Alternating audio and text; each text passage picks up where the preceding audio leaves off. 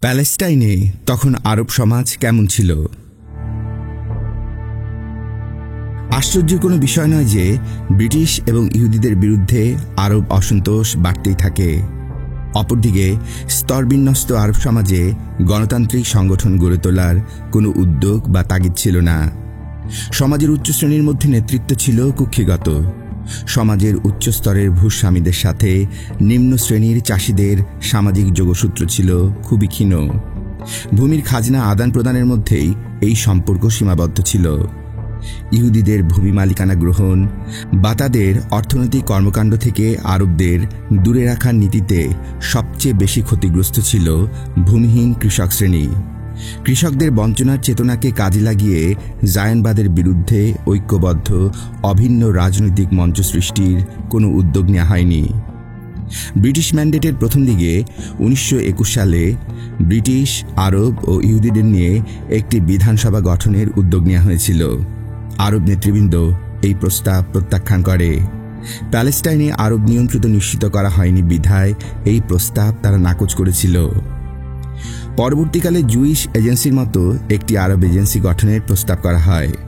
আরবদের সামগ্রিক আকাঙ্ক্ষা অর্থাৎ আরব প্যালেস্টাইন গঠনের কোনো ইঙ্গিত এই প্রস্তাবে ছিল না, বরং এর মাধ্যমে আরব এবং ইহুদিদের একই পাল্লায় মূল্যায়নের প্রয়াস হিসাবে মুফতি হুসাইনি নেতৃত্বে আরবরা এই প্রস্তাবও প্রত্যাখ্যান করে। এই প্রস্তাব গ্রহণ করলে আরবদের পক্ষে ইহুদি অভিবাসন প্রক্রিয়া প্রভাবিত করার সুযোগ সৃষ্টি হতো। আরব নেতৃবৃন্দের ব্রিটিশ সরকার ও জায়নবাদীদের ব্যাপারে অনমনীয় মনোভাব গ্রহণের ফলে ইহুদি বসতি স্থাপনের গঠনাত্মক পর্যায়ে আরবদের পক্ষে যে গঠনমূলক প্রক্রিয়া এবং প্রভাব খাটানো সম্ভব ছিল সেটি হাতছাড়া হয়ে যায়। অন্যদিকে ব্রিটিশ এবং জায়নবাদীদের একই সাথে মোকাবেলার জন্য যে সাংগঠনিক এবং রাজনৈতিক প্রস্তুতির প্রয়োজন ছিল তার অভাবে প্যালেস্টাইনে ইহুদি বাসভূমি স্থাপনে আরবদের এই বিরোধিতা অকার্যকর হয়ে যায়। প্রশাসনের অভ্যন্তরীণ কোনো বিরোধিতা না থাকায় ব্রিটিশ ম্যান্ডেটরি সরকার এবং জায়নবাদীদের পক্ষে নির্বিঘ্নে জায়নবাদী কর্মসূচি এগিয়ে নেওয়া সম্ভবপর হয়। ম্যান্ডেট প্রশাসনের প্রথম থেকেই প্যালেস্টাইনে আরব নেতৃত্বের সম্মুখভাগে ছিলেন জেরুজালেমের গ্র্যান্ড মুফতি হাজ আমিন আল হুসাইনি। হার্বার্ট স্যামুয়েল প্রকাশ্যে পক্ষপাতিত্ব করে তাকে প্রথমে জেরুজালেমের গ্র্যান্ড মুফতি নিয়োগ দেন এবং পরবর্তী পর্যায়ে নবগঠিত ইসলামিক সুপ্রিম কাউন্সিলের প্রধান নিয়োগ করেছিলেন। কিন্তু আমিন হুসাইনির নিকট থেকে যে সহযোগিতা এবং সমর্থন হাই কমিশনার স্বাভাবিকভাবে আশা করেছিলেন তা তিনি পাননি। প্রথম থেকেই বেলফোর ঘোষণা ও এই ঘোষণা বাস্তবায়নে যেসব পদক্ষেপ ম্যান্ডেট সরকার গ্রহণ করেছিল তা তিনি দৃঢ়তার সাথেই বিরোধিতা করেছিলেন। আমিন আল হোসাইনি ছিলেন প্যালেস্টাইনের অন্যতম প্রধান গোষ্ঠী হোসাইনি গোষ্ঠীর সন্তান। তিনি ছিলেন জেরুজালেমের এক মুফতির পুত্র এবং যার মৃত্যুর কারণে মুফতির পদটি শূন্য হয়েছিল সেই মুফতি কামিল আল হোসাইনির সৎ ভাই। হুসাইনিরা ছিলেন জেরুজালেম ভিত্তিক ভূস্বামী গোষ্ঠী। তারা দীর্ঘকাল যাবৎ প্যালেস্টাইনের অন্যতম প্রভাবশালী গোষ্ঠী ছিলেন। 1864 থেকে 1920 সাল পর্যন্ত জেরুজালেমের 14 জন মেয়র এই একটি পরিবার থেকে এসেছিল। প্যালেস্টাইনে এই পরিবারের প্রতিদ্বন্দ্বী ছিল নাসাশিবি পরিবার। 1920 সালের এপ্রিল মাসে ম্যান্ডেট সরকার ওই বছর মার্চ মাসের দাঙ্গায় উস্কানি দেওয়ার অভিযোগে জেরুজালেমের মেয়র মুসা কাজিম পাশা আল হুসাইনিকে বরখাস্ত করে রাঘিব আল নাসাশিবিকে মেয়র নিযুক্ত করে। এই ঘটনা এবং আমিন আল হুসাইনিকে মুফতি পদে নিয়োগ ম্যান্ডেট সরকারের সময় প্যালেস্টাইনের আরব রাজনীতিকে বিভক্ত করে রাখার নিয়ামক হিসেবে কাজ করেছিল। খুঁটিনাটি বিষয়ে দুই পরিবারের বিরোধের কারণে ব্রিটিশ সরকার ও জায়নবাদীদের বিরুদ্ধে প্যালেস্টাইনি আরবদের পক্ষে ঐক্যবদ্ধ অবস্থান গ্রহণ সম্ভব হয়নি।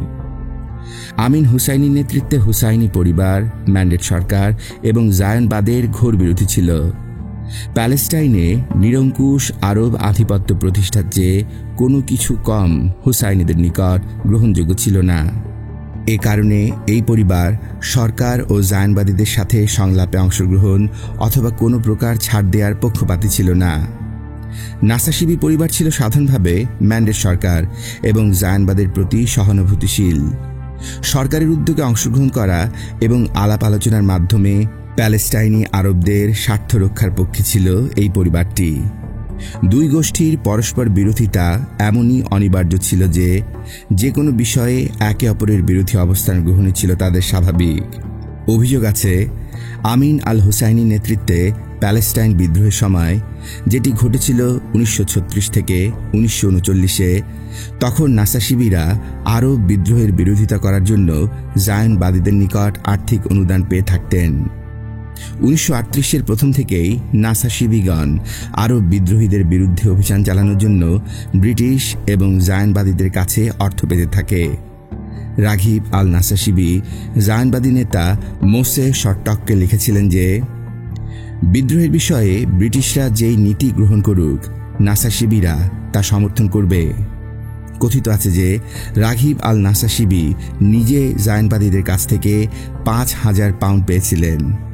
এই সময় রাঘিব আল নাসাশিবির নেতৃত্বে শান্তিজোট বা পিস ব্যান্ড নামে একটি সংগঠন সৃষ্টি করা হয়, যেটি সরাসরি জায়নবাদী ও সরকারের পক্ষ অবলম্বন করে এবং বিদ্রোহীদের বিরুদ্ধে তাদেরকে সব রকমের সহায়তা করে।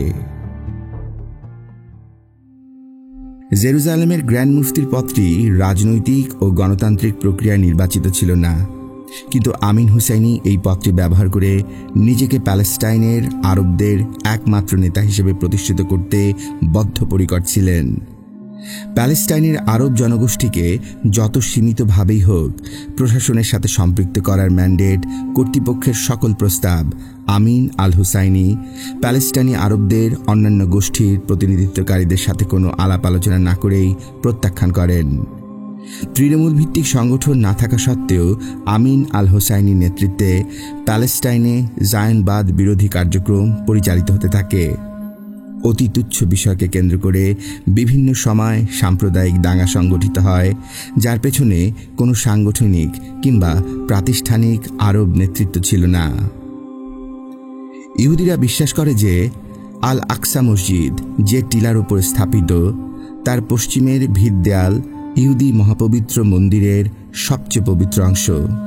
এই দেয়ালটি ওয়েলিং ওয়াল নামে পরিচিত। সেই দেয়ালের পাশে সংকীর্ণ চত্বরে ইহুদিরা প্রার্থনা করে থাকে। ইহুদি ধর্মীয় বিধান অনুসারে সেখানে পুরুষ ও মহিলা প্রার্থনাকারীদের পৃথক করার জন্য একটি পাতলা পর্দা টানানো হয়। উল্লেখ্য, ইহুদি উপাসনালয় সিনাগগে পুরুষ ও মহিলাদের পৃথক করার জন্য এইরূপ পর্দা ব্যবহৃত হয়ে থাকে। ইহুদিদের একটি গোষ্ঠী আল আকসা মসজিদের স্থানে তৃতীয় মহাপবিত্র মন্দির নির্মাণের দাবি জানিয়ে আসছিল। তাই পর্দা লাগানোর বিষয়টিকে মুফতি আমিন আল হুসাইনি ওইখানে ইহুদি মন্দির নির্মাণের প্রথম পদক্ষেপ হিসেবে গণ্য করে এবং ওই পর্দা অপসারণের দাবি জানায়। 1928 সালের অগাস্টে পশ্চিম দেয়ালের পর্দা নিয়ে বিরোধ সৃষ্টি হওয়ার পর মুফতি আল হুসাইনি পশ্চিম দেয়ালের পাশের রাস্তাটি খুলে দেন। ফলে ওয়ালের পাশে বদ্ধ চত্বরটি চলাচলের রাস্তায় পরিণত হয়। এই কারণে সারা দেশের ইহুদিরা বিক্ষুব্ধ হয়ে ওঠে। প্রতি শুক্রবার মুসলিম উপাসনাকারীরা জুম্মার পরে পশ্চিম দেয়ালের চত্বরে নেমে এসে ইহুদিদের তাড়া করে বের করে দিতে থাকে। পশ্চিম দেয়ালের প্রশ্নে মুফতির অবস্থান নাসাশিবিগণ সমর্থন করেননি। মেয়র রাঘিব নাসাশিবি, দাজালিগণ এবং খালেদিগণ ইহুদিদের সাথে সব বিষয়ে সমঝোতার পক্ষে প্রচারণা চালায়। তারা বিশ্বাস করত ব্রিটিশ ও জায়নবাদীদের সাথে সর্বাত্মকভাবে মুখোমুখি সংঘর্ষমূলক অবস্থানের পরিবর্তে সমঝোতা করার চেষ্টা করা আরবদের স্বার্থ রক্ষা সহায়ক হবে। এদিকে আরবদের মধ্যে অন্তর্বিরোধ, অপরদিকে পশ্চিম দেয়াল নিয়ে অব্যাহত উত্তেজনাকর পরিস্থিতি ক্রমে অবনতি হতে থাকে। 5 আগস্ট 1929 জোসেফ ক্লাসনারের নেতৃত্বে একদল ইহুদি পশ্চিম দেয়ালের চত্বর দখল করে সেখানে জায়নবাদী পতাকা উত্তোলন করে। পরের দিন শুক্রবার জুম্মার পর মুসল্লিগণ ইহুদিদের ওপরে চড়াও হয়ে তাদের মারপিট করে তাড়িয়ে দেয়। 17 আগস্ট ফুটবল খেলা নিয়ে বিরোধে একজন ইহুদি ছেলে মুসলমানদের হাতে নিহত হয়। এর প্রতিশোধ নিতে ইহুদিরা মুসলমান মহল্লা আক্রমণ করে। পরের শুক্রবার 23 আগস্ট জেরুজালেম ও পার্শ্ববর্তী গ্রাম থেকে মুসলমানরা আল আকসায় জড়ো হতে থাকে। আমেরিকান কাউন্সিলেটের রিপোর্ট অনুসারে এই দাঙ্গায় হত্যাকাণ্ড শুরু করে ইহুদিরা বেলা 12টা থেকে 12টা 30 মিনিটের দিকে মিয়া শিয়ারিয়াম ইহুদি মহল্লার 2 জন আরবকে হত্যা করে। এই সংবাদ প্রচার হওয়ার পরপরই আল আকসা মসজিদে জড়ো হওয়া মুসলমানগণ মারমুখী হয়ে ইহুদিদের ওপর আক্রমণ শুরু করে। এই দাঙ্গা প্রায় 1 সপ্তাহ চলে। জেরুজালেম, হেব্রন, তেল আবিব এবং অন্যান্য এলাকায় এই দাঙ্গা ছড়িয়ে পড়ে। 23 থেকে 29 আগস্ট দাঙ্গায় 133 জন ইহুদি এবং 112 জন আরব নিহত হয়। আহতদের সংখ্যা ছিল 339 জন ইহুদি এবং 232 জন আরব। বিশিষ্ট আইনবিদ স্যার ওয়াল্টার শয়ের নেতৃত্বে গঠিত তদন্ত কমিশন প্রতিবেদনে উল্লেখ করা হয় যে এই দাঙ্গাটি পূর্ব পরিকল্পিত ছিল না। ইহুদিদের পাইকারি হারে আরব চাষযোগ্য জমি ক্রয়ের ফলে আরবদের মধ্যে নিরাপত্তাহীনতা সৃষ্টি এবং আরবদের জাতীয় অস্তিত্ব বিপন্ন হওয়ার আশঙ্কাকে এই দাঙ্গার মূল কারণ হিসেবে চিহ্নিত করা হয়। আরবদের ভয় ক্রমান্বয়ে দেশটি ইহুদিদের কবজায় চলে যাবে, তাই ইহুদিদের অভিবাসন এবং ভূমি ক্রয়ের উপর নিয়ন্ত্রণ আরোপের সুপারিশ করা হয়। কমিশনের রিপোর্টের উপর করণীয় নির্ধারণের জন্য স্যার জন হোপ কমিশন গঠন করা হয়। এই কমিশন তাদের রিপোর্টে উল্লেখ করে যে প্যালেস্টাইনে ইহুদিদের খামার এবং শিল্প প্রতিষ্ঠানে আরব শ্রমিক নিয়োগ না করার নীতির ফলে ইহুদিদের ক্রয়কৃত জমি চিরদিনের জন্য আরবদের জীবিকার উৎস হিসেবে বিলুপ্ত হয়ে যাচ্ছে। এই প্রেক্ষাপটে প্যালেস্টাইনের অর্থনৈতিক ধারণ ক্ষমতার দিকে লক্ষ্য রেখে ইহুদি অভিবাসন নিয়ন্ত্রণ এবং ইহুদি জমি ক্রয়ে বিধিনিষেধ আরোপের সুপারিশ করা হয়। ব্রিটিশ সরকার 1930 সালের শ্বেতপত্রে ঘোষণা করে যে প্যালেস্টাইনের অর্থনৈতিক অবস্থার প্রেক্ষিতে ইহুদি অভিবাসন স্থগিত রাখা এবং প্যালেস্টাইনে ইহুদিদের ভূমি ক্রয় নিয়ন্ত্রণ করার প্রয়োজন হয়ে পড়েছে। জেরুজালেমে হিব্রু বিশ্ববিদ্যালয়ের অধ্যাপক আব্রাহাম সেলায়ের ভাষায় এই দাঙ্গা জীবন ও সম্পদের ক্ষতি, মেয়াদ ও ভৌগোলিক এলাকার বিস্তৃতি আরব ইহুদি সংঘাতের ইতিহাসের অভূতপূর্ব ঘটনা ছিল। মুসলমানেরা বিশ্বাস করে যে হযরত মুহাম্মদ সাল্লাল্লাহু আলাইহি ওয়াসাল্লাম আল আকসার পশ্চিম দেয়াল থেকে বোরাকে চড়ে মেরাজে গিয়েছিলেন। পশ্চিম দেয়াল নিয়ে আরব এবং ইহুদিদের মধ্যে বিরোধ থেকেই 1929-এর দাঙ্গার উৎপত্তি। তাই এই দাঙ্গাকে আরবরা বোরাক অভ্যুত্থান নামে অভিহিত করে থাকে। যে নামেই 1929-এর আগস্টের ঘটনাবলীকে অভিহিত করা হোক, এই দাঙ্গা বা অভ্যুত্থান আরবদের জন্য কোনো সুফল বয়ে আনেনি। ব্রিটিশরা কমিশনের পর কমিশন করে শ্বেতপত্র প্রকাশ করে ইহুদি অভিবাসন ও ভূমি ক্রয় বিষয়ে যে আশার বাণী উচ্চারণ করেছিল তা বিশ্ব জায়নবাদীদের তীব্র বিরোধিতার মুখে ব্রিটিশ প্রধানমন্ত্রী র্যামসে ম্যাকডোনাল্ড বাতিল করতে বাধ্য হন।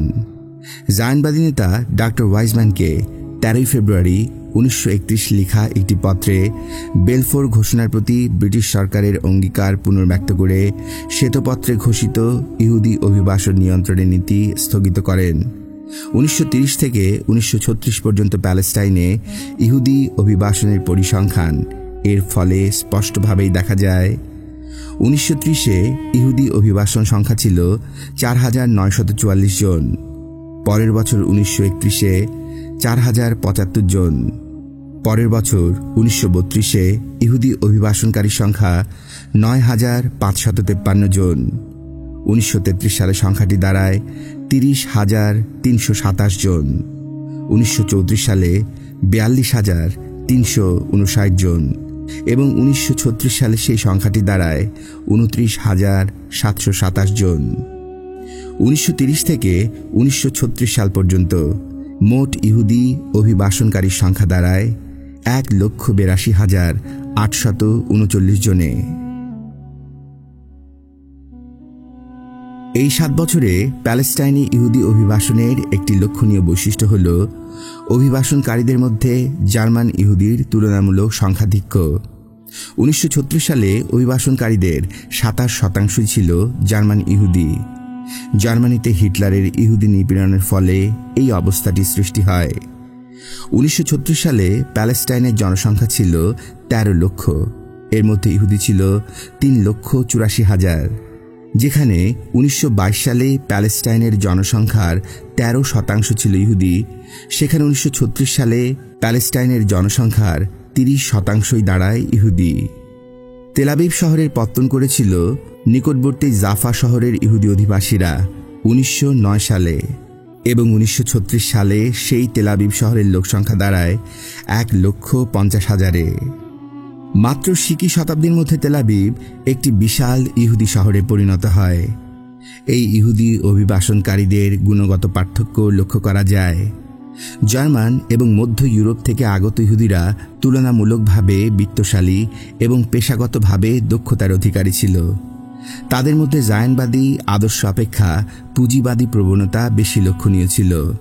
তারা একদিকে শিল্প এবং আধুনিক খুচরা ব্যবসায় বিনিয়োগ এবং অপরদিকে জমির ফটকা বাজারি শুরু করে। 1929 সালের দাঙ্গা এবং 1936 সালের তথাকথিত আরব বিদ্রোহ শুরু হওয়ার মধ্যবর্তী সময়ে প্যালেস্টাইনে আরব দৃশ্যপটের ব্যাপক পরিবর্তন হয়। অব্যাহত ইহুদি অভিবাসন এবং Jewish national fund, Palestine foundation fund এবং অপেক্ষাকৃত ধনী ইহুদিদের জমি ক্রয়ের মহোৎসবের ফলে প্যালেস্টাইনের বিপুল পরিমাণ উর্বরা ভূমি ইহুদিদের মালিকানায় চলে যায়। ব্যক্তি পর্যায়ে ইহুদিদের জমি ক্রয়ের ফলে জমির মূল্য অত্যাধিক বৃদ্ধি পায়। এর ফলে সকল গোষ্ঠী, শ্রেণী এবং মতবাদের আরব ভূস্বামীগণ অপ্রত্যাশিত লাভে জমির মালিক প্রান্তিক কৃষক দিনার দায়ে অথবা সম্মুখ লাভের আশায় ইহুদিদের হাতে জমি তুলে দিতে থাকে। ইহুদি মালিকানাধীন জমিতে কর্মসংস্থান না হওয়ার ফলে বিপুল সংখ্যক আরব ভূমিহীন কৃষক শ্রমিক হিসেবে কাজ পাওয়ার আশায় গ্রাম ছেড়ে শহরে এসে ভিড় করে। দরিদ্র এবং নিঃস্ব এই আরবদের মধ্যে পুঞ্জীভূত ইহুদি বিদ্বেষ জ্বলে ওঠার জন্য শুধুমাত্র একটি স্ফুলিঙ্গের অপেক্ষা ছিল।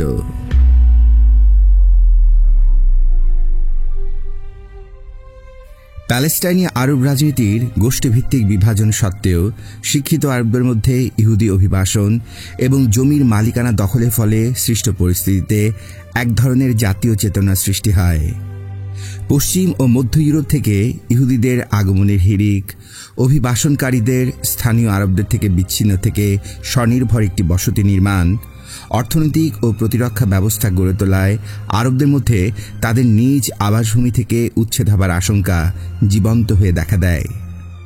আরবদের সংগঠিত হওয়ার প্রচেষ্টায় বিভিন্ন সংগঠন তখন গড়ে উঠতে থাকে।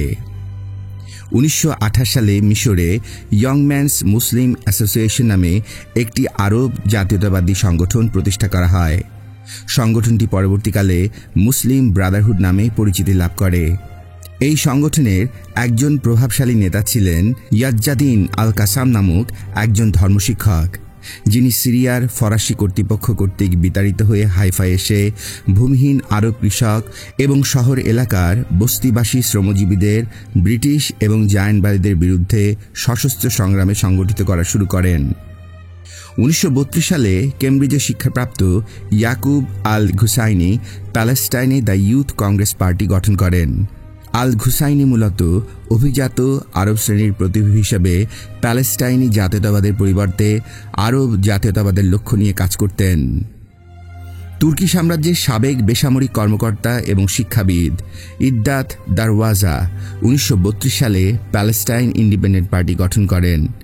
এই দলটি ভারতীয় কংগ্রেস পার্টির আদলে ব্রিটিশ ও জায়নবাদীদের বয়কট এবং অসহযোগের মাধ্যমে প্যালেস্টাইনি আরবদের স্বাধিকার অর্জন সম্ভব বলে বিশ্বাস করত এবং প্যালেস্টাইনে ব্রিটিশ সরকারের বিরুদ্ধে গণপ্রতিরোধের সূচনা করেছিল। নাসাসিবি পরিবারের নেতা জেরুজালেমের সাবেক মেয়র রাঘিব আল নাসাসিবির নেতৃত্বে 1934 সালে প্রতিষ্ঠিত হয় দ্য ন্যাশনাল ডিফেন্স পার্টি। এই দলটির কর্মকৌশল ছিল নাসাসিবি পরিবারের ঐতিহ্য অনুসারে ম্যান্ডেট কর্তৃপক্ষ ও জায়নবাদীদের সাথে সহযোগিতা ও আলাপ আলোচনার মাধ্যমে প্যালেস্টাইনি আরবদের অধিকার সংরক্ষণের ব্যবস্থা করা এবং সাধারণভাবে হুসাইনি পরিবার, বিশেষ করে মুফতি আমিন আল হুসাইনির বিরুদ্ধ পক্ষ অবলম্বন করা। নাসাসিবিদের দল গঠনের পাল্টা পদক্ষেপ হিসেবে আমিন আল হুসাইনির ছোট ভাই জামাল আল হুসাইনি নেতৃত্বে 1935 সালে প্যালেস্টিনিয়ান আরব পার্টি নামে একটি দল গঠন করা হয়। মূলত আমিন আল হুসাইনির ট্রেডমার্ক ব্রিটিশ সরকার ও জায়নবাদীদের প্রতি আপোষহীন নীতির ধারক ছিল তাদের এই দলটি। প্যালেস্টাইনের আরেক ভূস্বামী পরিবার খালিদি গোষ্ঠীর তৎকালীন জেরুজালেম মেয়র হুসাইন আল খালেদি 1935 সালে প্যালেস্টাইন রিফর্ম পার্টি গঠন করেন। প্যালেস্টাইন রিফর্ম পার্টি দলটির অবস্থান ছিল হুসাইনি ও নাসাশিবি দলের দুই বিপরীত মেরুর একটু মধ্যবর্তী অবস্থানে। 1935 সালে আব্দুল লতিফ সালাহ এর নেতৃত্বে ন্যাশনাল ব্লক নামে আরেকটি দল গঠিত হয়। আমিন আল হুসাইনির বিরোধিতা করাই ছিল এই দলের মূল উদ্দেশ্য। প্যালেস্টাইনি আরবদের স্বঘোষিত নেতা মুফতি আমিন আল হুসাইনি সংগঠন গড়ে তোলা এবং সাধারণ মানুষকে শক্তি হিসাবে সংগঠিত করার উদ্যোগ প্রথম গ্রহণ করেননি। যখন নাসা শিবিরা তাদের ক্ষমতা বাহন ও প্রতীক হিসাবে ন্যাশনাল ডিফেন্স পার্টি গঠন করে এবং প্যালেস্টাইনি সমাজের ক্ষমতা বলয়ের বাইরে অবস্থানরত কতিপয় নেতাও রাজনৈতিক সংগঠন গড়ে তোলার উদ্যোগ গ্রহণ করেন, কেবল তখনই আমিন আল হুসাইনির নেতৃত্ব পাকাপোক্ত করার নিমিত্তে আরব ন্যাশনাল পার্টি গঠন করা হয়। খালেদিরাও প্যালেস্টাইনের রাজনৈতিক অঙ্গনে তাদের জানান দেন রিফর্ম পার্টি গঠন করে। আমিন আল হুসাইনি, রাঘিব নাসাশিবি, হুসাইন আল খালেদি বা আব্দুল লতিফ সালাহ কেউই জনগণকে সাথে নিয়ে ব্রিটিশ সরকার বা জায়নবাদীদের মুখোমুখি হওয়া অথবা প্যালেস্টাইনি আরবদের ব্রিটিশ এবং জায়নবাদীদের সাথে অনিবার্য সামরিক সংঘর্ষের জন্য প্রস্তুত করার জন্য দল গঠন করেননি। ব্রিটিশদের উপর ক্রম অরাজনৈতিক চাপ প্রয়োগ অথবা তাদের সাথে সমঝোতার মাধ্যমে প্যালেস্টাইনি আরবদের অধিকার সুরক্ষিত করা সম্ভব ছিল বলেই তারা বিশ্বাস করতেন। ইহুদিদের সামরিক প্রস্তুতিকে মূল্যায়ন করে যথাযথ কর্মকৌশল প্রণয়ন করতে তারা অবহেলা করেছিলেন কিংবা ব্যর্থ হয়েছিলেন।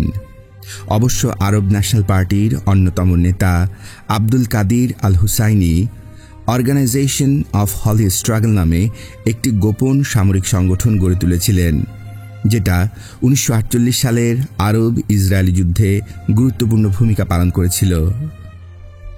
প্যালেস্টাইনি আরব নারীদের সংগঠিত করার ক্ষেত্রে ইন্ডিপেন্ডেন্ট পার্টি নেতা আউনি আব্দুল হাদির স্ত্রী তারাব আব্দুল হাদি স্মরণীয় ভূমিকা পালন করেন। তার নেতৃত্বে 1929 সালে জেরুজালেমে প্যালেস্টাইন আরব উইমেন্স কংগ্রেস প্রতিষ্ঠিত হয়। তিনি মূলত প্যালেস্টাইনের অভিজাত পরিবারের মহিলাদের জায়নবাদ বিরোধী আন্দোলনে পুরুষদের সহায়ক ভূমিকা পালনে উদ্বুদ্ধ করতেন। প্যালেস্টাইনিদের দুর্দশা তুলে ধরার জন্য তারা ব্রিটিশ কর্তৃপক্ষের নিকট পত্র লেখা, টেলিগ্রাম পাঠানো ইত্যাদির মাধ্যমে সচেতনতা বৃদ্ধি করা, বন্দীদের শাস্তি মওকুফ বা হ্রাস তদবির করা এবং রাজনৈতিক বন্দীদের পরিবারের সহায়তার জন্য অর্থ সংগ্রহ করা, এই কাজগুলি সংগঠনের মাধ্যমে করে থাকতেন। আরব মহিলাদের রাজনৈতিক অঙ্গনে নিয়ে আসার উদ্যোগ তিনি প্রথম গ্রহণ করেন। 1936 সালের প্রথম দিকে প্যালেস্টাইনি বয় স্কাউট আন্দোলনের সূচনা হয়। বয় স্কাউট আন্দোলনের মাধ্যমে প্যালেস্টাইনি আরব কিশোরদের মধ্যে দেশপ্রেমের চেতনার সৃষ্টি করা হয় এবং জাতীয় সংকটকালে স্বাধীনতা সংগ্রামে সহায়ক ভূমিকা পালনের জন্য প্রস্তুত করা হয়।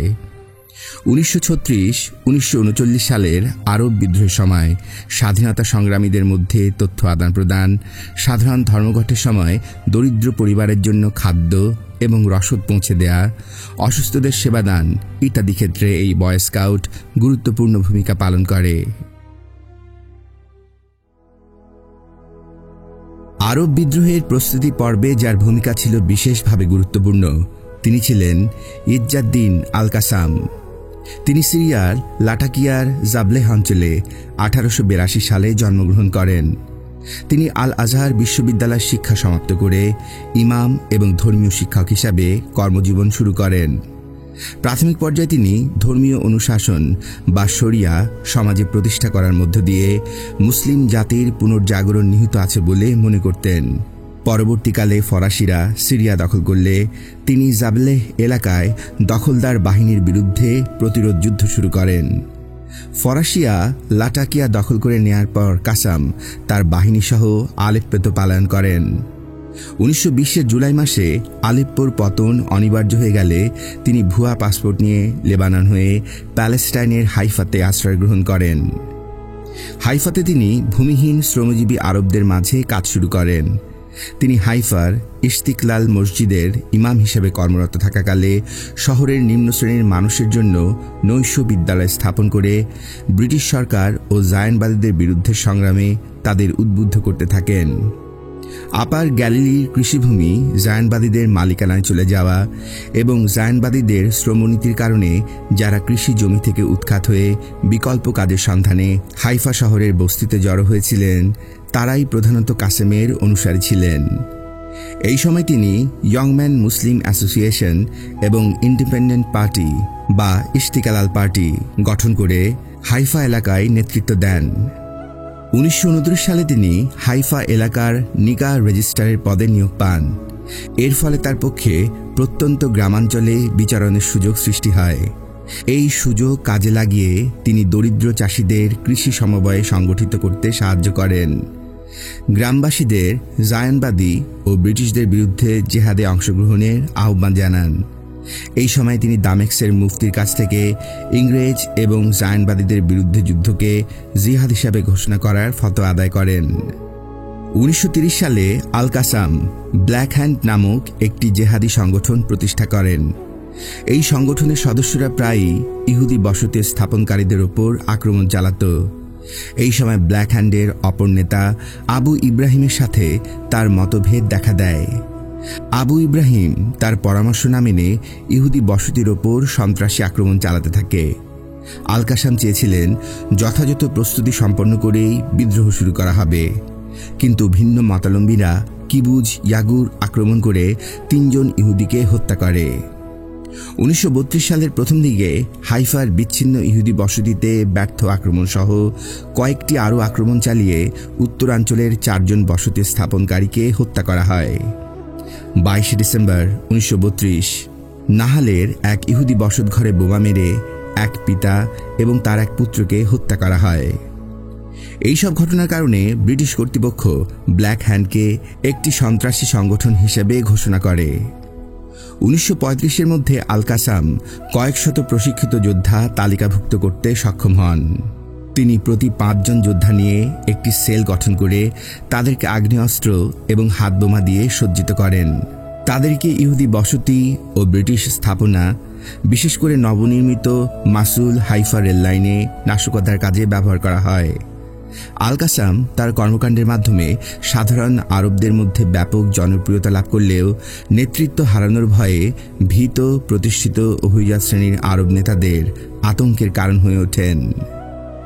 আল কাসাম হাইফাতে তার কার্যক্রমের শুরু থেকেই মুফতি আল হুসাইনির সাথে সুসম্পর্ক বজায় রাখতে সক্ষম হয়েছিলেন। প্রকৃতপক্ষে আল হুসাইনির আশীর্বাদ লাভ করার ফলে তার পক্ষে ইস্তিকলাল মসজিদের ইমাম এবং পরবর্তীকালে নিকাহ নিবন্ধকের পদলাভ সম্ভব হয়েছিল। এর ফলে তিনি হাইফার গ্রামাঞ্চলে বিপ্লবী সংগঠনের বিস্তার ঘটাতে পেরেছিলেন। কিন্তু পরবর্তী পর্যায়ে আল কাসাম যখন সশস্ত্র বিদ্রোহে আল হুসাইনির সমর্থন কামনা করেন, তখন তিনি সেই সমর্থনটি পাননি, কারণ আল হুসাইনি তখনও ব্রিটিশ ও জায়নবাদীদের বিরুদ্ধে সশস্ত্র সংগ্রামের জন্য মানসিকভাবে প্রস্তুত ছিলেন না।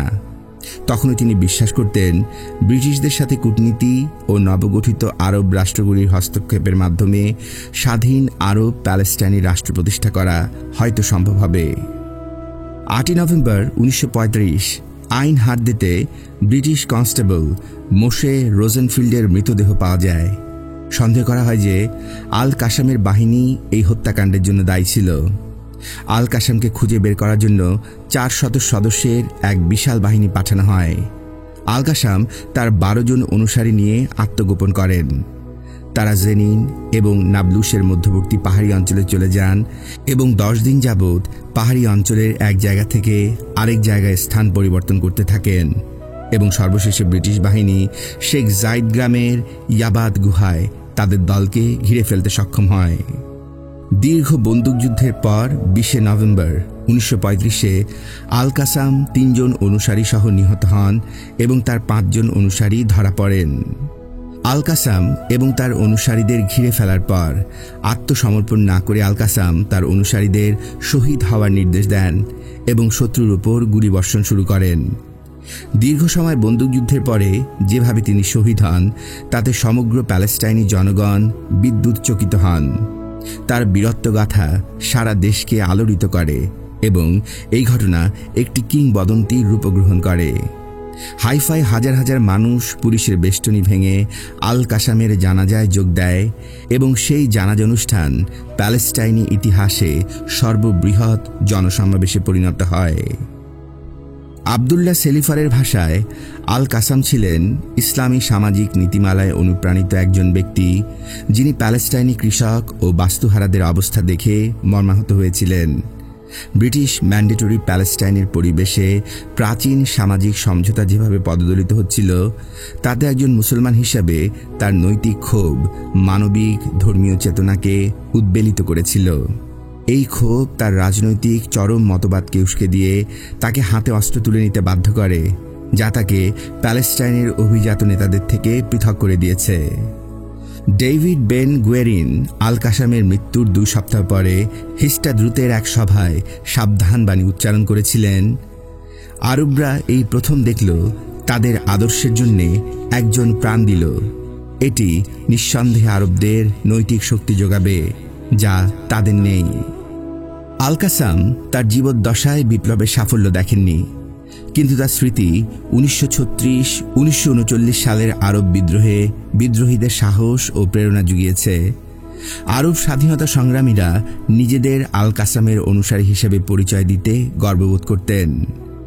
রাশিদ আল খালিদির ভাষায় আল কাসাম আরব জনতাকে অভিজাত শ্রেণীর ব্রিটিশদের সাথে সমঝোতার রাজনীতি থেকে দূরে সরিয়ে নিয়েছেন এবং তাদেরকে ব্রিটিশ ও জায়নবাদীদের বিরুদ্ধে সশস্ত্র সংগ্রামের সঠিক পথ দেখিয়েছিলেন।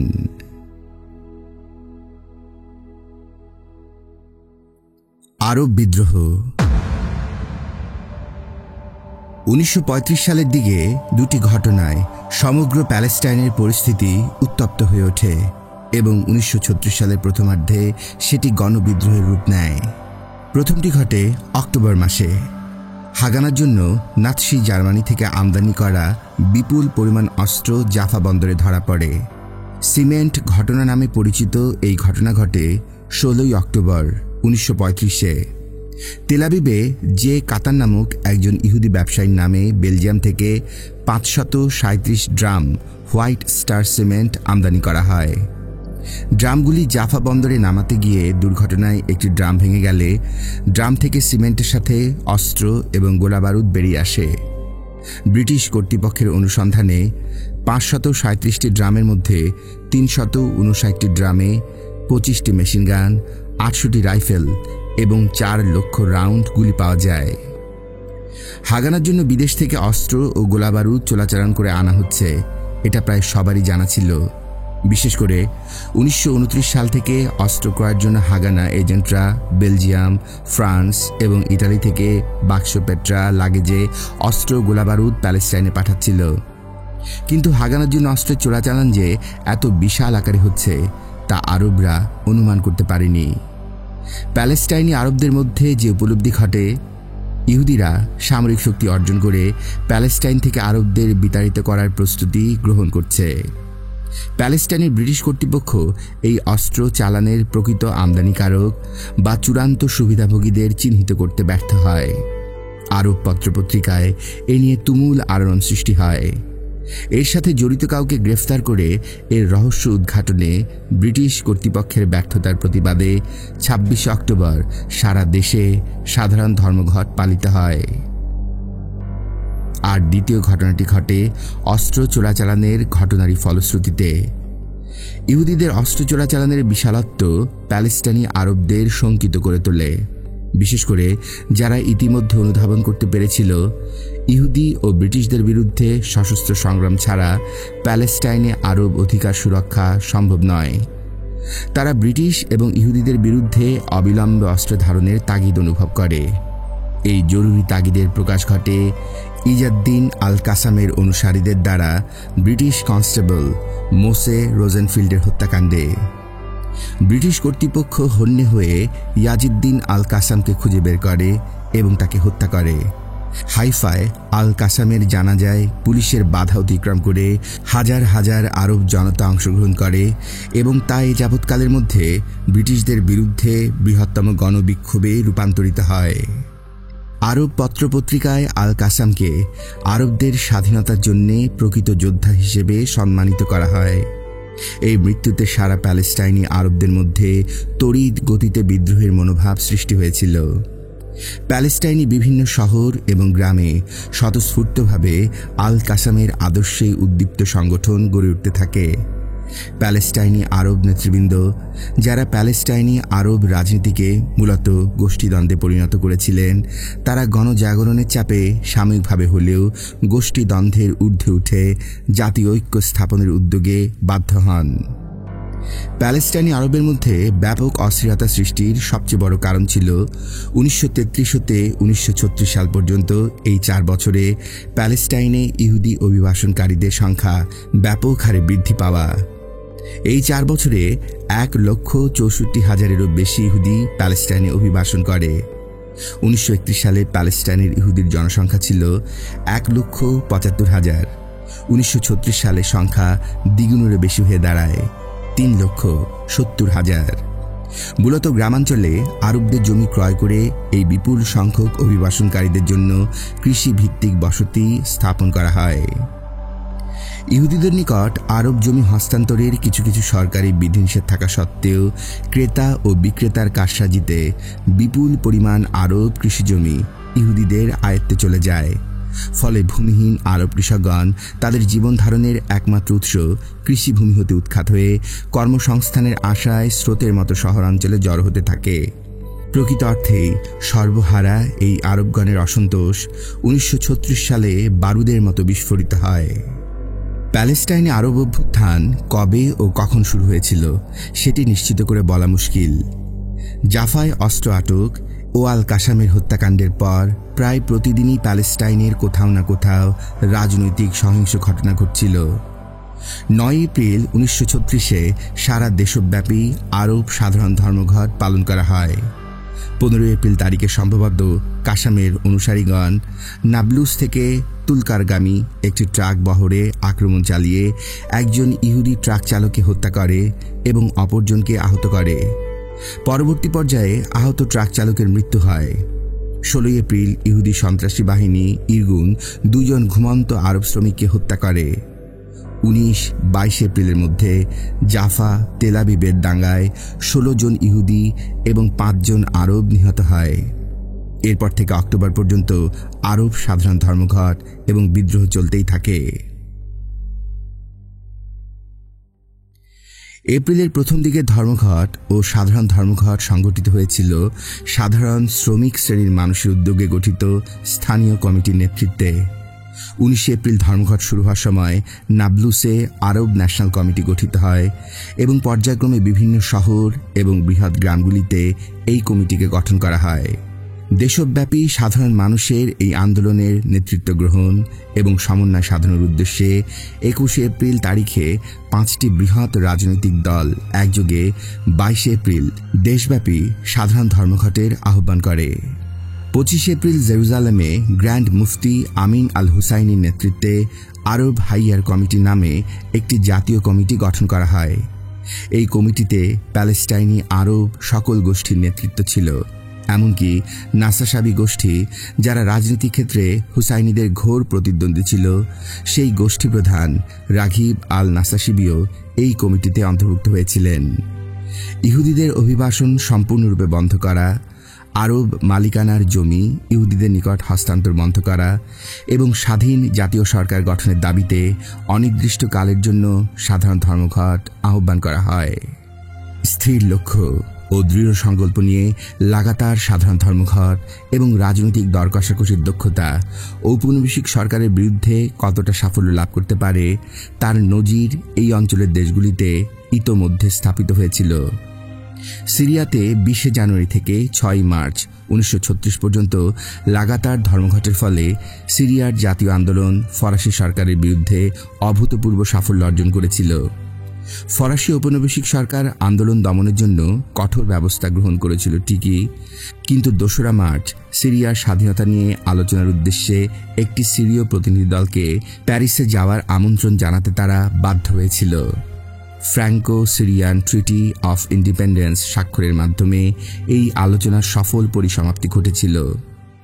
মিশরে 1936 সালে এক নাগারে 50 দিনের সাধারণ ধর্মঘটের ফলশ্রুতিতে মিশর ও ব্রিটেন দর কষাকষির মাধ্যমে ওই বছরের অগাস্ট মাসে মিশরের স্বাধীনতা নিশ্চিত করে ঐতিহাসিক ইঙ্গো মিশরীয় চুক্তি সম্পাদনের দ্বার প্রান্তে উপনীত হয়েছিল।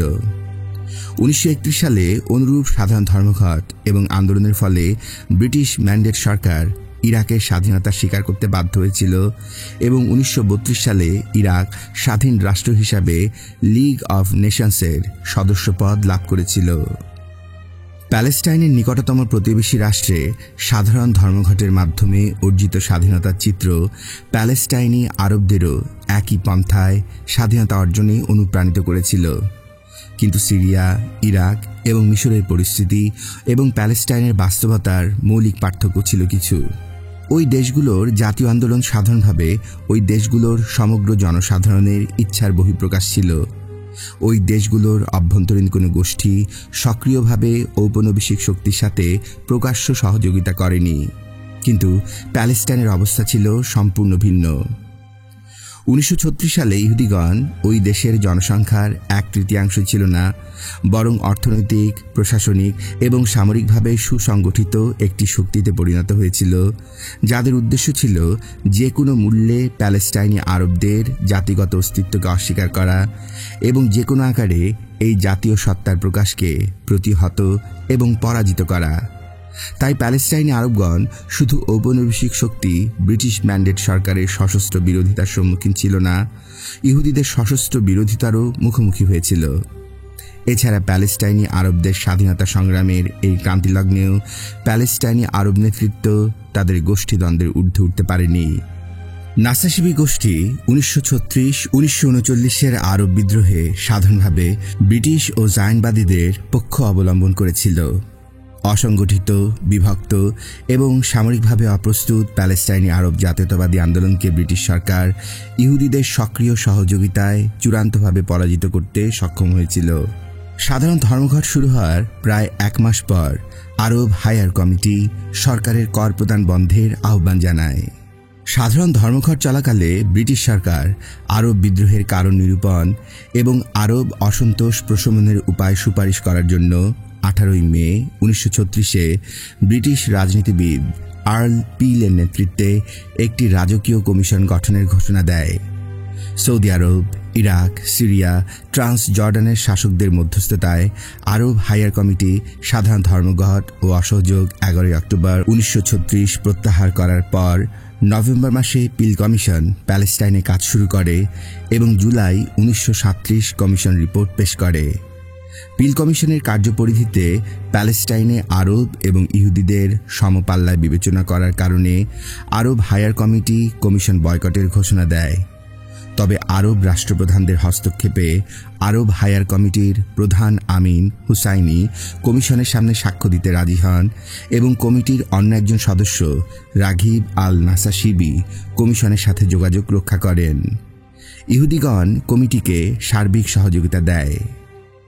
এই কমিশন আরবদের স্বাধীনতার স্পৃহা, প্যালেস্টাইনি ইহুদি আবাসভূমি স্থাপনের পরিকল্পনার প্রতি তাদের ঘৃণা, পাইকারি হারে ইহুদিদের অভিবাসন, ইহুদিদের অবারিতভাবে আরব জমি ক্রয়, ব্রিটিশ সরকারের আন্তরিকতার উপর আরবদের অবিশ্বাস এবং ম্যান্ডেট কর্তৃপক্ষের প্রকৃত উদ্দেশ্য সম্পর্কে আরবদের সন্দেহকে আরব অভ্যুত্থানের প্রধান কারণ হিসাবে চিহ্নিত করা হয়। প্যালেস্টাইনে ইহুদি জাতির জন্য আবাসভূমি স্থাপনের বিষয়টি এখন আর কোনো পরীক্ষামূলক বিষয় নয়, বরং প্যালেস্টাইনে ইহুদি জনসংখ্যা বৃদ্ধির সাথে সাথে অর্থনৈতিক, প্রশাসনিক এবং রাজনৈতিক ক্ষেত্রে ইহুদিদের সংগঠিত অগ্রগতিতে এই বিষয়টি একটি বাস্তব সত্যে পরিণত হয়ে গেছে বলে কমিশন মত প্রকাশ করে। আরব এবং ইহুদিদের মধ্যে সমঝোতা বা সামাজিক সংমিশ্রণের মাধ্যমে প্যালেস্টাইনের সমস্যা সমাধান সম্ভব নয়। তাই প্যালেস্টাইনকে বিভক্ত করে একটি ইহুদি স্বাধীন রাষ্ট্র, আরবদের জন্য ট্রান্স জর্ডানের সাথে সংযুক্ত একটি ভূখণ্ড এবং জেরুজালেম এবং আশেপাশের কিছু এলাকা এবং জাফা হয়ে ভূমধ্যসাগর পর্যন্ত একটি করিডোর সহ আন্তর্জাতিক নিয়ন্ত্রণাধীন ম্যান্ডেট এলাকা সৃষ্টির প্রস্তাব করা হয়। প্রস্তাব অনুসারে ইহুদিদের জন্য প্যালেস্টাইনের মধ্য পশ্চিম ও উত্তরে মাউন্ট কার্মেল থেকে বীর তুবিয়ার দক্ষিণ পর্যন্ত এবং জিজরিল উপত্যকা ও গ্যালিলি অন্তর্ভুক্ত হবে। আরবরা পাবে জুদা, সামারাহ এবং নেগেব মরুভূমি সহ দক্ষিণ ও মধ্য পূর্ব প্যালেস্টাইনের অংশ। এর ফলে আরবরা যদিও প্যালেস্টাইনের বৃহত্তর অংশের অধিকারী হবে, কিন্তু প্যালেস্টাইনের কৃষিযোগ্য এবং উর্বর জমি অধিকাংশই ইহুদিদের অংশে পড়ে যাবে। পিল কমিশনের সবচেয়ে মারাত্মক সুপারিশ ছিল ইহুদিদের জন্য নির্ধারিত এলাকায় বসবাসরত 2,25,000 আরব অধিবাসীদেরকে বাধ্যতামূলকভাবে আরব এলাকায় স্থানান্তর করা। অপরদিকে আরব এলাকা থেকে মাত্র 1,250 জন ইহুদিকে বাধ্যতামূলকভাবে স্থানান্তর করতে হবে। এই সুপারিশটি এতটাই ইহুদিদের প্রতি পক্ষপাতপূর্ণ ছিল যে তৎকালীন জুইশ এজেন্সির কার্যনির্বাহী সভাপতি বেন গুরিয়ন মন্তব্য করেছিলেন যে ইহুদিরা স্বপ্নেও যে সুযোগ আশা করেনি, অর্থাৎ অ-ইহুদিবিহীন ইহুদি রাষ্ট্র প্রতিষ্ঠা করা, সেই সুযোগ পিল কমিশন ইহুদিদের দেওয়ার প্রস্তাব করেছে। খুব স্বাভাবিকভাবেই আরবরা এই প্রস্তাব তৎক্ষণাৎ প্রত্যাখ্যান করে দেয় এবং ইহুদিদের মধ্যে জাপতানিস্কির নেতৃত্বাধীন সংশোধনবাদী জায়নবাদীরা, যারা বৃহত্তর প্যালেস্টাইন নিয়ে ইহুদি রাষ্ট্র গঠনের স্বপ্ন দেখতেন, তারা ব্যতীত মূলধারার ইহুদিগণ সাধারণভাবে এই প্রস্তাব গ্রহণযোগ্য বলে মত প্রকাশ করে। পিল কমিশনের গঠন ছিল ব্রিটিশ সরকারের পক্ষে আরব বিদ্রোহ আশু মোকাবিলার একটি কৌশল। আরব মিত্রদের সহায়তায় ব্রিটিশরা আরব বিদ্রোহ সাময়িকভাবে স্থগিত করতে সক্ষম হয়েছিল।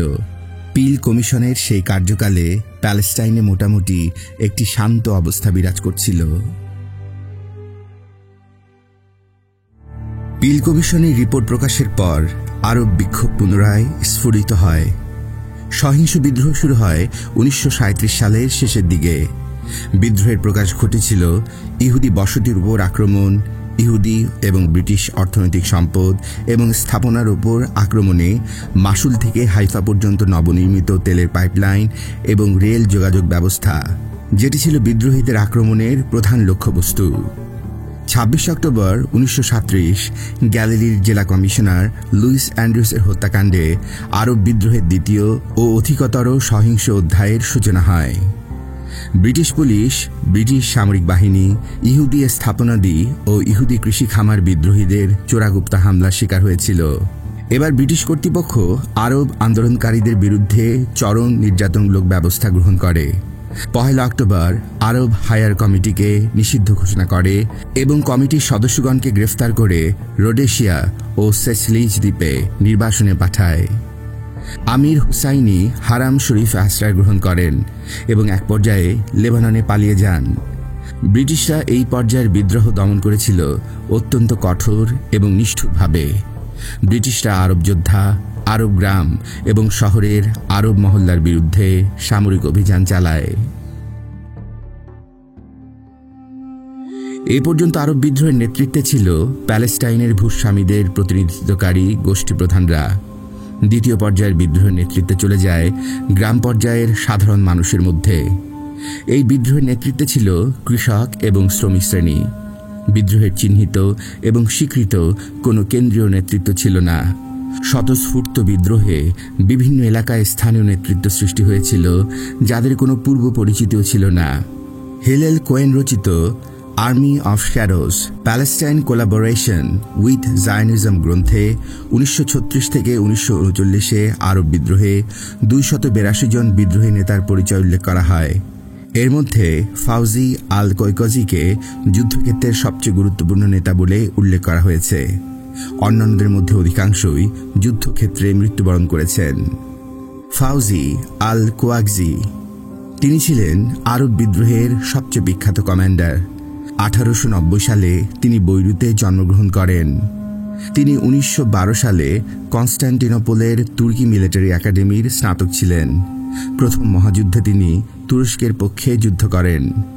1936 সালে প্যালেস্টাইনে ঢুকে প্যালেস্টাইনের গ্রাম অঞ্চলে বিভিন্ন এলাকায় বিদ্রোহীদের নেতৃত্ব দেন।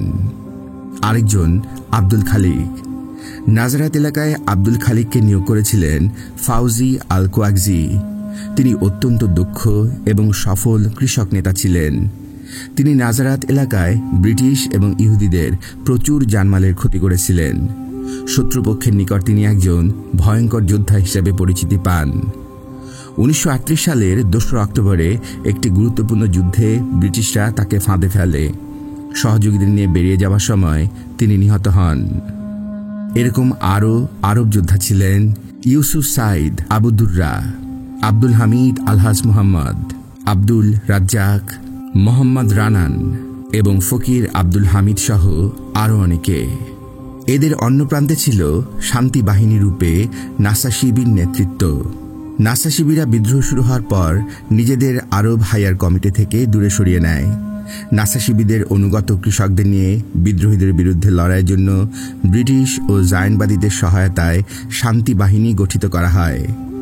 ব্রিটিশরা তাদেরকে অস্ত্র এবং প্রশিক্ষণ দেয়, আর জায়নবাদীরা দেয় অর্থ। ফাসাইল আল সালাম বা পিস ব্যান্ড নামের এই বাহিনী বিদ্রোহীদের বিরুদ্ধে বহু অভিযানে অংশগ্রহণ করে। হেব্রন এলাকায় ফখরি নাসা শিবির শান্তি বাহিনী গঠনে বেশ সাফল্য পেয়েছিলেন। 1938 ডিসেম্বরে ইয়াতাতে শান্তি বাহিনী সমাবেশে তিনি তার 3000 অনুসারী জড়ো করতে পেরেছিলেন। ওই সমাবেশে জেরুজালেম এলাকায় British commander general Richard O'Conner উপস্থিত ছিলেন। বিদ্রোহ সমাপ্তির প্রাক্কালে ব্রিটিশ কর্তৃপক্ষ শান্তি বাহিনীর ইউনিটগুলি ভেঙে দেয় এবং তাদের অস্ত্রশস্ত্র গোলাবারুদ বাজেয়াপ্ত করে নেয়। শান্তি বাহিনীর সদস্যদের প্রতি সাধারণ আরবদের ঘৃণার কারণে তারা আর আরব সমাজে সাধারণ জীবনে ফিরে যেতে পারেননি। তারা অনেকেই বাধ্য হয়েই জায়নবাদীদের সহায়তায় প্যালেস্টাইনের আরব জাতীয়তাবাদী শক্তির বিরুদ্ধে যুদ্ধে গিয়েছিল। আল কাসামের আদর্শে অনুপ্রাণিত হয়ে বিদ্রোহীরা ব্রিটিশ এবং ইহুদি সামরিক ও অর্থনৈতিক লক্ষ্যবস্তুর উপর উপর্যুপরি আঘাত করে ব্রিটিশ কর্তৃপক্ষকে নাজেহাল করে ফেলে। এর ফলে ব্রিটিশ এবং ইহুদি বসতি স্থাপনকারীদের মধ্যে কৌশলগত অংশীদারিত্ব গড়ে ওঠে। ইহুদি বাহিনী হাগানাকে পুরোদস্তুর সামরিক বাহিনীতে পরিণত করার লক্ষ্যে প্রশিক্ষণ এবং অস্ত্রসজ্জায় ব্রিটিশ কর্তৃপক্ষের সাহায্য চায় এবং ব্রিটিশ কর্তৃপক্ষ সহযোগিতা দিতে থাকে। মেজর উইঙ্গেটের নেতৃত্বে ইহুদি ঝটিকা বাহিনী গঠন করা হয়। ব্রিটিশ সামরিক বাহিনী এবং হাগানা যৌথভাবে বিদ্রোহী আরব গ্রামে অত্যন্ত কার্যকর নৈশ হামলা পরিচালনা করে। যে সকল গ্রাম হতে ইহুদি বসতি বা ব্রিটিশ লক্ষ্যবস্তুর উপর আক্রমণ করা হতো অথবা সন্দেহ করা হতো ওইসব গ্রামে সশস্ত্র বিদ্রোহীরা আশ্রয় লাভ করে, সেই সব গ্রামে রাত্রিকালে আক্রমণ পরিচালনার জন্য বিশেষ নৈশ বাহিনী বা এসএনএস স্পেশাল নাইট স্কোয়াডস নিয়োজিত করা হতো। আক্রান্ত গ্রামকে সাধারণত চারিদিক থেকে ঘিরে ফেলে মেশিন গান, হালকা আগ্নেয়াস্ত্র, মর্টার এবং গ্রেনেডের সাহায্যে ধ্বংসস্তূপে পরিণত করা হতো।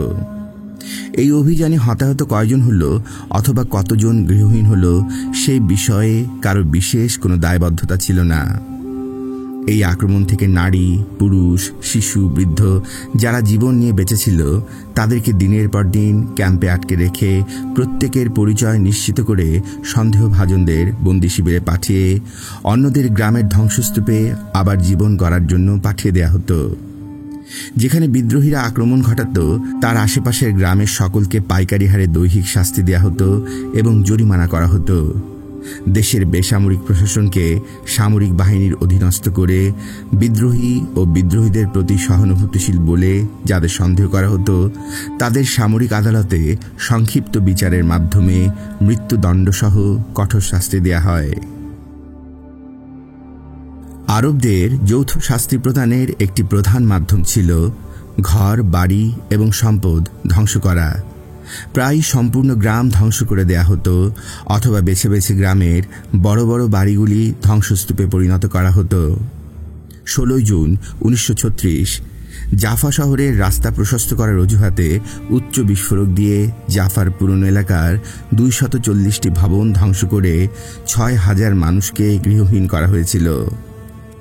আরব গ্রাম ও শহর এলাকার আক্রমণে বিমান বাহিনী ব্যবহার করা হয়। কখনো কখনো নৌবাহিনী জাহাজ থেকেও ঘনবসতি এলাকায় গোলাবর্ষণ করার পরে সেনাবাহিনীকে ওই এলাকায় প্রবেশের সুযোগ করে দেয়া হয়। আরব গ্রামবাসীদের উপর যৌথ জরিমানা ধার্য করে প্রায় 10 লক্ষ পাউন্ড জরিমানা আদায় করা হয়। ঘরবাড়ি ধ্বংস, সম্পত্তি বিনষ্টকরণ, গবাদি পশু বাজেয়াপ্তকরণ এবং সেই সাথে যৌথ জরিমানা আদায়ের মাধ্যমে দরিদ্র আরব কৃষকদের এমনভাবে নিঃস্ব করা হয় যে বহু কৃষক তাদের জমিজমা ইহুদিদের নিকট বিক্রি করে দিতে বাধ্য হয়। এর ফলে আরব ভূমিহীনদের সংখ্যা বিপুলভাবে বৃদ্ধি পায়। বিদ্রোহ দমনে ব্রিটিশ পুলিশকে সহায়তার জন্য ব্রিটিশ ভারতীয় পুলিশ কর্মকর্তা স্যার চার্লস ট্রিগার্টকে অক্টোবর 1937-এ প্যালেস্টাইনে বদলি করা হয়। ট্রিগার্টের পরামর্শ অনুসারে প্যালেস্টাইনের পুলিশ স্টেশনগুলিকে কংক্রিটের দেয়াল এবং চতুর্দিকে পর্যবেক্ষণ টাওয়ার সহযোগে ছোটখাটো একটা দুর্গে পরিণত করা হয়। এছাড়া সিরিয়া এবং লেবানন হতে অস্ত্র ও রসদ চোরাচালান এবং বিদ্রোহী যোদ্ধাদের অনুপ্রবেশ বন্ধের জন্য সিরিয়া এবং লেবাননের সাথে সীমান্ত রাস্তা বন্ধ করে দেয়া হয়। কাঁটাতারের বেড়া দিয়ে জায়গায় জায়গায় পর্যবেক্ষণ টাওয়ার এবং পিল বক্স নির্মাণ করা হয়। ট্রিগার্টের পরামর্শে আরব তদন্ত কেন্দ্র নামে বন্দীদের নির্যাতনের মাধ্যমে তথ্য সংগ্রহের ব্যবস্থা করা হয়। ট্রিগার্ট মারধর, পায়ের তালু পেটানো, নখ উঠিয়ে ফেলা, ইলেকট্রিক শক, নাক দিয়ে জল ঢুকিয়ে বন্দীদের থেকে তথ্য সংগ্রহের কৌশল চালু করেন। পুলিশ জিজ্ঞাসাবাদকারীদের এ বিষয়ে প্রশিক্ষণের জন্য জেরুজালেমে একটি প্রশিক্ষণ কেন্দ্র চালু করা হয়। ব্রিটিশরা ইহুদি অভিবাসনকারীদের সহায়তায় আরব বিদ্রোহ চূড়ান্তভাবে দমনে সমর্থ হয়। এই বিদ্রোহে প্যালেস্টাইনি আরবদের চরম মূল্য দিতে হয়। আরবরা যে ক্ষতির সম্মুখীন হয় তা তারা আর কোনো দিনই কাটিয়ে উঠতে পারেনি। এই বিদ্রোহের সুযোগে ইহুদি হাগানা বাহিনী যে প্রশিক্ষণ এবং অস্ত্রসজ্জা লাভ করে তাতে তাদের সামরিক শক্তি গড়ে তোলার শক্ত ভিত রচিত হয়। সকল মতবাদের ইহুদিগণের মধ্যে এই বিশ্বাস জন্ম নেয় যে অস্ত্রের মাধ্যমে প্যালেস্টাইনে তাদের আবাসভূমি স্থাপন সম্ভব হবে এবং এই উদ্দেশ্যে শুধু আরবদের বিরুদ্ধেই নয়, শেষ পর্যন্ত ব্রিটিশদের বিরুদ্ধেও তাদের যুদ্ধ করতে হবে। এখান থেকেই বিরামহীনভাবে ইহুদিদের সামরিক প্রস্তুতি শুরু হয়। ব্রিটিশ কর্তৃপক্ষ অনুমোদনবিহীন অস্ত্র রাখা মৃত্যুদণ্ডযোগ্য অপরাধ ঘোষণা করে এবং আরবদের অনুমোদিত অস্ত্র বাজেয়াপ্ত করে। অপরদিকে ব্রিটিশ পুলিশের সহায়ক অতিরিক্ত ইহুদি সুপারনিউমারি পুলিশ ইহুদি বসতি রক্ষা বাহিনী হিসেবে অস্ত্র সজ্জিত করে পুলিশ বাহিনীর সাথে যুক্ত করা হয়। এছাড়া প্রতিটি ইহুদি যৌথ খামার এবং ইহুদি মহল্লা সুরক্ষার জন্য হাগানা সদস্যদের অস্ত্র ধারণের অনুমতি দেয়া হয়। অপরদিকে প্যালেস্টাইনি আরবদের সম্পদ ধ্বংস এবং লোকবল ক্ষয়ের কারণে আরব প্রতিরোধ ক্ষমতা নিশ্চিহ্ন হয়ে যায়।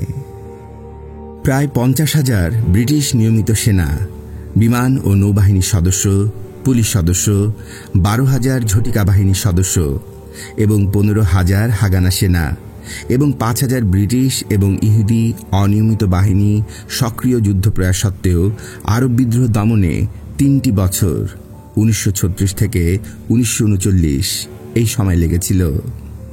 এই বিদ্রোহে 20 থেকে 60 বছর বয়সের আরব পুরুষদের মধ্যে অন্তত 1/10 নিহত, আহত, নির্বাসিত হয় অথবা কারাভোগ করে। প্রায় 4,000 আরব নিহত হয়, 146 জনকে ফাঁসিতে ঝুলানো হয় এবং প্রায় 50,000 আরবকে জেল দেয়া হয়।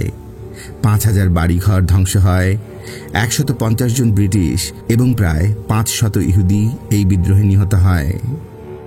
দীর্ঘ সময় ধরে চলা সাধারণ ধর্মঘট এবং অসহযোগ আন্দোলনের ফলে এবং যুদ্ধে শস্যক্ষেত, শস্য, ফল, বাগান ধ্বংস হয়ে যাওয়ার কারণে আরবদের অপূরণীয় আর্থিক ক্ষতি হয়। এই বিদ্রোহ জায়নবাদীদের সাথে আরবদের অবধারিত সম্মুখ যুদ্ধের প্রস্তুতিকে মারাত্মকভাবে দুর্বল করে ফেলে। আরব বিদ্রোহের সামরিক নেতৃত্ব নির্মূল হয়ে যায়। নির্বাসিত রাজনৈতিক নেতৃত্বের, বিশেষ করে আমিন আল হুসাইনির দ্বিতীয় মহাযুদ্ধকালে নাৎসিদের পক্ষাবলম্বনের ফলে প্যালেস্টাইনি আরবরা নেতৃত্বশূন্য হয়ে পড়ে। 1947-1948-এ আরব ইসরায়েলিদের যুদ্ধের সময় আরব নেতৃত্ব এবং সাংগঠনিক দুর্বলতা, সামাজিক সংহতির অভাব, অর্থনৈতিক দুর্বলতা এবং সামরিক সক্ষমতার ঘাটতি প্রকট আকারে দেখা দেয়। আরব বিদ্রোহের ফলে প্যালেস্টাইনি ইহুদি বসতির ক্ষতি হয়েছিল সামান্যই। শত শত ইহুদির প্রাণহানি হলেও ইহুদিদের কোনো বসতি কিংবা যৌথ খামার আরবরা দখল করতে পারেনি। ফলে ইহুদিদের ভৌত অবকাঠামোয় তেমন কোনো ক্ষতি হয়নি। বিদ্রোহ চলা অবস্থাতেও প্রায় 5,000 ইহুদি অভিবাসন করেছিল এবং বেশ কয়েকটি নতুন ইহুদি বসতি এবং খামার গড়ে উঠেছিল। যুদ্ধাবস্থার কারণে প্যালেস্টাইনি ইহুদিদের স্বয়ংভর উন্নয়ন আরও জোরদার হয়। আরব শ্রমিক, কারিগর এবং পেশাজীবীদের উপর ইহুদি অর্থনীতির নির্ভরতা বিপুলাংশে হ্রাস পায়। উদাহরণ হিসেবে উল্লেখ করা যেতে পারে যে বিদ্রোহের আগে ইহুদি শহর তেল আবিবকে নির্ভর করতে হতো নিকটবর্তী আরব বন্দর জাফার উপরে। ধর্মঘট ও বিদ্রোহের কারণে জাফা বন্দরের ব্যবহার অনিশ্চিত এবং ঝুঁকিপূর্ণ হওয়ার ফলে তেল আবিবে একটি নতুন বন্দর স্থাপনের কার্যক্রম শুরু করা হয়। সর্বক্ষেত্রে আরব শ্রমিক এবং কারিগরদের পরবর্তীতে ইহুদিদের নিয়োগ এবং পুলিশ বাহিনীতে অবধারিত হারে ইহুদি নিয়োগের ফলে ইহুদি বেকারত্ব হ্রাস পায়। বিদ্রোহ দমনে ব্রিটিশ কর্তৃপক্ষের সাথে সহযোগিতার ফলে বহু ইহুদি যুবা সামরিক প্রশিক্ষণ লাভ করে এবং যুদ্ধের অভিজ্ঞতা অর্জনের সুযোগ পায়। এই অভিজ্ঞতা 1948 সালে আরবদের সাথে যুদ্ধে ব্যাপক কাজে লাগে। আরব বিদ্রোহ যখন তুঙ্গে, তখন 1938 সালে জায়নবাদীরা অবৈধ পথে ইহুদিদের প্যালেস্টাইনে নিয়ে আসার সুসংগঠিত এবং সমন্বিত কার্যক্রমটি শুরু করে। এই অবৈধ অপারেশনে হাগানা, ইরগুন এবং ওয়ার্ল্ড জুইশ অর্গানাইজেশন জড়িত ছিল। প্রথম দিকে এই কার্যক্রমের কেন্দ্র ছিল এথেন্স। সারা ইউরোপ থেকে ইহুদিদের এথেন্সে এনে জড়ো করে এখান থেকে জাহাজ ভাড়া করে অবৈধ অভিবাসনকারীদের প্যালেস্টাইন উপকূলের কিছু দূরে নিয়ে এসে ছোট ছোট নৌকায় করে উপকূলে নামানো হতো। ইহুদি পাচার কার্যক্রমের জন্য 1939 সালের 29 এপ্রিল মোসাদ এলিয়াহ বেত নামে একটি সংগঠন প্রতিষ্ঠা করা হয়। দ্বিতীয় বিশ্বযুদ্ধ শুরু হওয়ার পূর্ব পর্যন্ত এই সংগঠনটি 50টি ধাপে 20,000 ইহুদিকে প্যালেস্টাইনে পাচার করতে সক্ষম হয়। যুদ্ধকালে এই অবৈধ পাচার বন্ধ ছিল, কিন্তু যুদ্ধ শেষ হওয়ার পরে 1948 সালে ইসরায়েল রাষ্ট্র প্রতিষ্ঠা পর্যন্ত সমুদ্রপথে আরও 70,000 ইহুদিকে অবৈধভাবে প্যালেস্টাইনে নিয়ে আসা হয়েছিল। 1939 সালে ইউরোপে যুদ্ধের ঘনঘটা শুরু হলে ব্রিটিশ সরকার মধ্যপ্রাচ্যের তেল সরবরাহ নিশ্চয়তার জন্য আরবদের সহযোগিতা লাভের প্রয়োজনীয়তা অনুভব করে। ফেব্রুয়ারি 1939 সালে ব্রিটিশ সরকার প্যালেস্টাইনে আরব নেতাদের আরব রাষ্ট্র ট্রান্সজর্ডান, মিশর, ইরাক, সৌদি আরব, ইয়েমেন এবং জায়নবাদীদের নিয়ে প্যালেস্টাইনের ভবিষ্যৎ আলোচনার জন্য লন্ডনে গোলটেবিল বৈঠকের আয়োজন করে। উদ্দেশ্য ছিল প্যালেস্টাইনের ভবিষ্যৎ বিষয়ে আরব এবং ইহুদিদের দৃষ্টিভঙ্গি যতটা সম্ভব সমন্বয় করা। আরব প্রতিনিধিগণ যেহেতু ইহুদিদের সাথে সরাসরি আলোচনায় অংশগ্রহণ করতে সম্মত ছিল না, তাই ব্রিটিশদের ভিন্ন ভিন্নভাবে আরব এবং ইহুদিদের সাথে পৃথক আলোচনা চালাতে হয়। সম্মেলন 7 ফেব্রুয়ারি হতে 15 মার্চ 1939 সাল পর্যন্ত চলে, কিন্তু কোনো সিদ্ধান্ত ছাড়াই সমাপ্ত হয়। আরবরা স্বাধীন প্যালেস্টাইন রাষ্ট্র গঠন এবং ইহুদি অভিবাসন সম্পূর্ণরূপে বন্ধ করার দাবিতে অটল থাকে। অপরদিকে জায়নবাদীরা প্যালেস্টাইনে অবারিত ইহুদি অভিবাসন এবং ইহুদি রাষ্ট্র প্রতিষ্ঠার দাবি করে। ব্রিটিশ সরকার 17 মে একটি শ্বেতপত্র প্রকাশ করে প্যালেস্টাইনের ভবিষ্যৎ বিষয়ে ব্রিটিশ সরকারের পরিকল্পনা প্রকাশ করে। শ্বেতপত্রে প্যালেস্টাইনে ইহুদি রাষ্ট্র প্রতিষ্ঠার বিষয়টি উজ্জ্ব রেখে আগামী 10 বছরের মধ্যে স্বাধীন প্যালেস্টাইন রাষ্ট্র প্রতিষ্ঠার অঙ্গীকার করা হয়। এটা ছিল বেলফোর ঘোষণা এবং প্যালেস্টাইনে লিগ অফ নেশনস ম্যান্ডেটের পরিপন্থী। স্বাধীন প্যালেস্টাইন রাষ্ট্র যুক্তরাজ্যের সাথে বিশেষ চুক্তির মাধ্যমে সংযুক্ত থাকবে। প্যালেস্টাইনকে 3টি অঞ্চলে বিভক্ত করা হবে। একটি অঞ্চলে আরব মালিকানাধীন জমি ইহুদিরা অবারিতভাবে ক্রয় করতে পারবে। একটি অঞ্চলে ইহুদিদের জমি ক্রয় সীমিত করা হবে এবং অন্য অঞ্চলটিতে ইহুদিদের জন্য জমি ক্রয় সম্পূর্ণভাবে নিষিদ্ধ থাকবে। প্রতি বছর 15,000 করে মোট 75,000 ইহুদি অভিবাসনের অনুমতি দেওয়া হবে।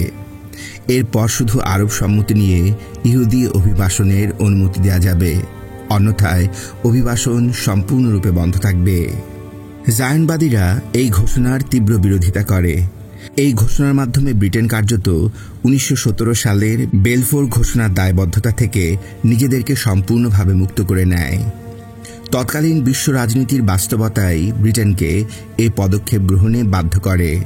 যদি ইউরোপে আরেকটি যুদ্ধ শুরু হয়, যার আলামত 1939-এ স্পষ্টভাবে দেখা যাচ্ছিল, তাহলে ইহুদিদের পক্ষে ব্রিটেনকে সহায়তা না করে গত্যন্তর থাকবে না।